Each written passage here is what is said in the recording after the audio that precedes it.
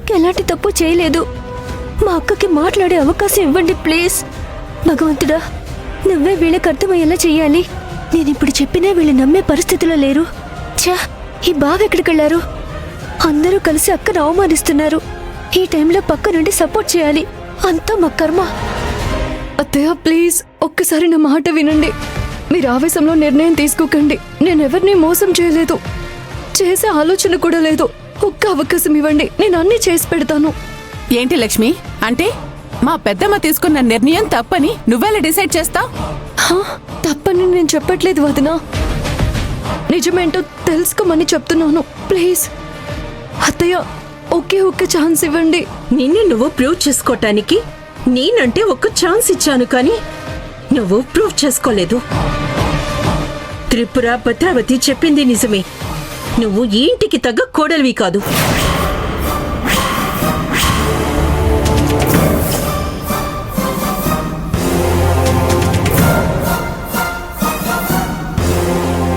నేనిలా మిస్అండర్స్టాండింగ్ చేసుకుని లక్ష్మిని ఇంటి నుంచి గెంటేస్తాననుకున్నావు కదా త్రిపుర?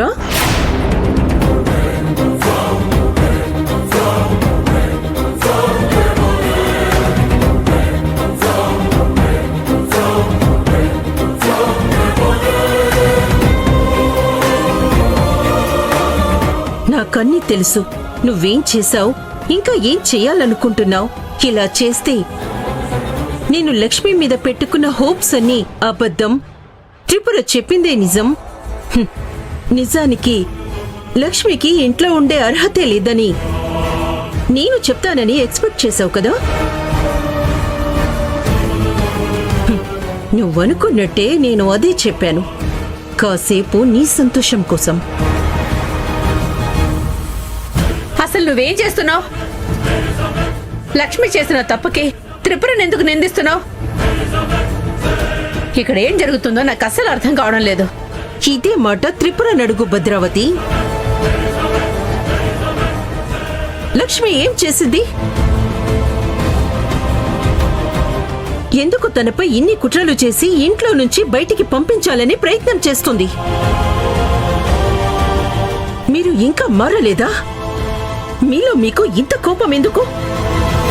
అసలు ఏం జరుగుతుంది ఇంట్లో? వదిన గారు, మీరేం మాట్లాడుతున్నారో ఇక్కడ వాళ్ళకెవరికి అర్థం కావట్లేదు. ఎంతవరకు లక్ష్మిదే తప్పన్నట్టుగా మాట్లాడారు.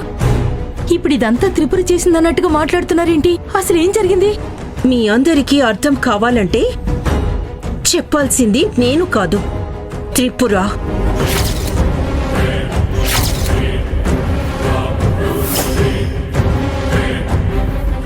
హోటల్ భోజనం ఇక్కడికి ఎలా వచ్చిందో, లక్ష్మి చేసిన భోజనం బయటికి ఎలా వెళ్ళిందో కొంచెం వివరంగా చెప్తావా? నేనేం చెప్పాలి? చేసిందంతా ఈ లక్ష్మి చేసి ఇప్పుడేం తెలియనట్టు నటిస్తుంది కదా. తననే అడగండి, ఏమైందో మీకే తెలుస్తుంది. ఇదంతా లక్ష్మి చేసిందా? నువ్వు చేసిన పని కాదా? అంటే నన్నే అనుమానిస్తున్నావా పెద్దమ్మా? నేను తలనొప్పితో రూమ్లోనే పడుకున్నాను. ఆకలేస్తే ఇప్పుడు భోంచేయడానికి వచ్చాను. ఇక్కడేం జరిగిందో నాకేం తెలీదు. అనవసరంగా మీరు నన్ను నిందిస్తున్నారు. చేసిందంతా చేసి ఏం నటిస్తున్నావు? నువ్వు యాక్టింగ్ చేస్తూ లక్ష్మిని ఎందుకు బ్లేమ్ చేస్తున్నావు? చాలా పెద్ద తప్పు చేస్తున్నావు త్రిపుర. ఇప్పుడైనా నిజం ఒప్పుకోమంటే ఒప్పుకోవట్లేదు. పర్వాలేదు, నేనున్నాను కదా.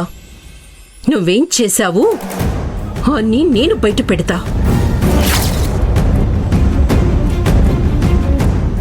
మీ తల్లి కూతుళ్ళు మౌనంగా ఉన్నప్పుడే నాకు అనుమానం వచ్చింది. మీరు సైలెంట్గా కూర్చోలేదు, వెనకాల ఏదో చేస్తున్నారని. నీకు ముందే చెప్పాను భద్రావతి, మన ఇంటికి బంధువులు వచ్చారు, వాళ్ళ ముందు సక్రమంగా నడుచుకోమని. ఇప్పుడు చూడండి, ఇప్పుడు మీ పరువే పోయిందిగా. లక్ష్మి మంచి అమ్మాయి. తన మంచితనమే తనని కాపాడుతోంది. తనని ఇంట్లోంచి బయటికి పంపించే ఆలోచన ఏమైనా ఉంటే ఇక్కడతో మార్చుకోండి. లేదంటే తన మంచితనంతోనే మీ నిజ స్వరూపాలు బయటపడి తర్వాత మొహం చూపించడానికి కూడా ఇబ్బంది పడే పరిస్థితి వస్తుంది.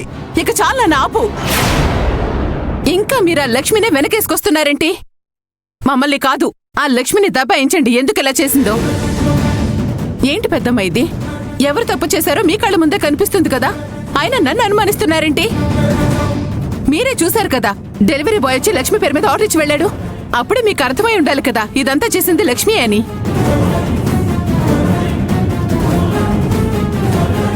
అమ్మా అమ్మా అమ్మా ఫోను.